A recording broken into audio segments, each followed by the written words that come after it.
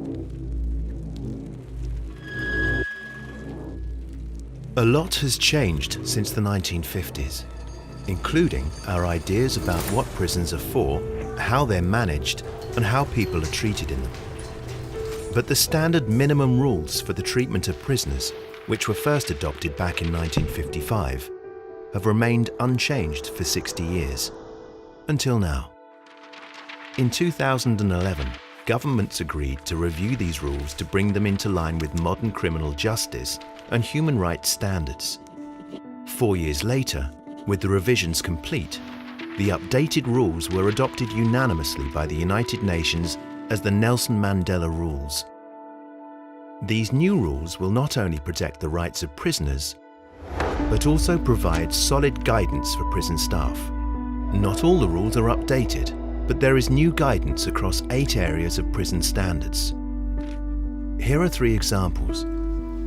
Managing prisoners' files well is key to running a professional prison.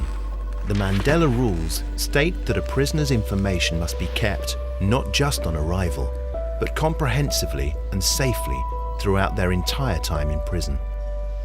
Body searches are a humiliating experience for prisoners.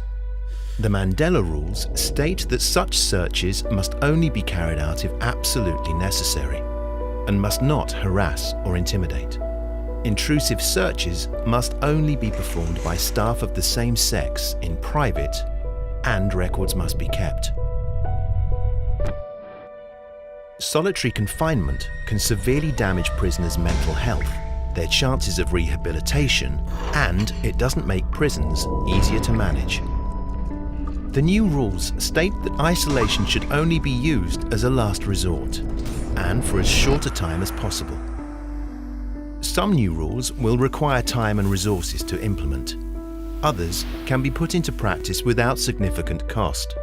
Good governance, training, and a culture of respect for human rights will all go a long way. Get started by visiting www.penalreform.org.